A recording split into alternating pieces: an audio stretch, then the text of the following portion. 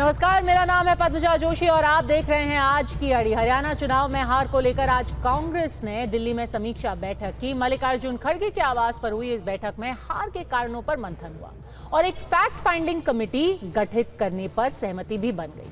बैठक में राहुल गांधी, कांग्रेस अध्यक्ष मल्लिकार्जुन खड़गे, केसी वेणुगोपाल, पर्यवेक्षक अजय माकन और अशोक गहलोत मौजूद थे। लेकिन खास बात यह कि हार की इस समीक्षा बैठक में ना तो भूपिंदर सिंह हुड्डा थे, ना ही कुमारी शैलजा थी, ना ही रणदीप सिंह सुरजेवाला थे। खबर के मुताबिक कुमारी शैलजा और सुरजेवाला को बैठक में बुलाया ही नहीं गया, जबकि सिक्योरिटी लिस्ट में हुड्डा और उदय भान, जो कि प्रदेश अध्यक्ष है कांग्रेस के, उनका नाम दर्ज था। यानी कि हुड्डा और उदय भान को बुलाया गया, लेकिन फिर भी वो नहीं पहुंचे। इसकी वजह क्या थी? ये सवाल तो सियासी गलियारे में ही है, लेकिन उससे ज्यादा चर्चा बैठक के दौरान राहुल गांधी के एक बयान की है। सूत्रों के मुताबिक बैठक में राहुल गांधी ने कहा कि नेताओं ने पार्टी हित को ध्यान में रखा ही नहीं, सिर्फ अपना फायदा देखा। जो एग्जिट पोल्स भी बता रहे थे, जो नतीजे आए उसमें जमीन और आसमान का फर्क था। तो हम लोगों ने उसकी चर्चा करी, अलग अलग कारण क्या हो सकते हैं इसके ऊपर चर्चा करी। और ये कारण चुनाव आयोग से लेकर के आपस में मतभेद से लेकर के बहुत सारी चीजें हैं और सबके ऊपर हम लोगों ने भी चर्चा करी है और आगे भी चर्चा करेंगे। वैसे तो कांग्रेस हरियाणा में अपनी हार की समीक्षा कर रही है, लेकिन पार्टी के अंदर से ही आवाजें उठ रही हैं जो बता रही हैं कि क्या वजह हो सकती है इस हार के पीछे। कुमारी शैलजा खेमे के प्रत्याशी लगातार हुड्डा को हार का जिम्मेदार ठहरा रहे हैं।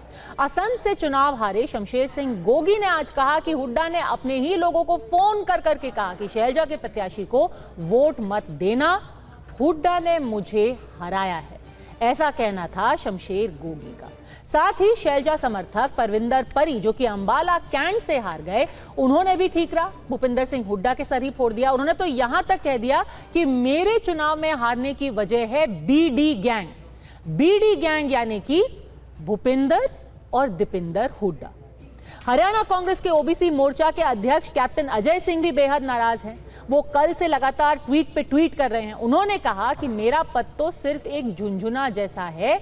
दक्षिण हरियाणा के 4 जिलों की अनदेखी पूरी तरीके से की गई है और साथ ही साथ फिरोजपुर झिरका के जो कांग्रेस के ही विधायक हैं मम्मन खान, उनको अपने सांप्रदायिक बयान के लिए माफी मांगनी चाहिए। जनादेश से पहले सीएम फेस की खींचतांच कांग्रेस पार्टी को बहुत भारी पड़ी। कांग्रेस तो नहीं हारती, क्योंकि नहीं हुड्डा कांग्रेस लड़ रही थी और उन्हीं की कमान थी, तो वही हारे। उन्होंने किसी को कॉन्फिडेंस में नहीं लिया, पार्टी लीडरशिप में ही इतना गैप कर दिया कि कम्युनिकेशन गैप तक हो गया। तो अगर सही ढंग से स्ट्रेटेजिक तरीके से लड़ा जाता तो इस बार जनता का मन कांग्रेस की सरकार बना था। तो आपने अपने पैरों पे कुल्हाड़ी मार दी और इसकी जिम्मेदारी बापू बेटे की है। चुनाव हारना और चुनाव हराना दोनों में फर्क आता है। भूपिंदर सिंह परी को चुनाव हराया गया है, पार्टी ने ही एक बागी उम्मीदवार खड़ा करके और पूरे षड्यंत्र के तौर पे चुनाव हराने की कोशिश भी करी और वो उनकी मंशा पूरी भी, उन्होंने चुनाव हराया गया है। बीडी गैंग जो मैंने बोला कि भूपिंदर जी और दीपिंदर जी का पूरा सपोर्ट होता है, उनको कांग्रेस के कार्यकर्ताओं को धमकाया जाता है कि आपने भूपिंदर सिंह परी का साथ नहीं देना। जो मुझे चेयरमैन का पद दिया गया है वो एक झुंझुना है।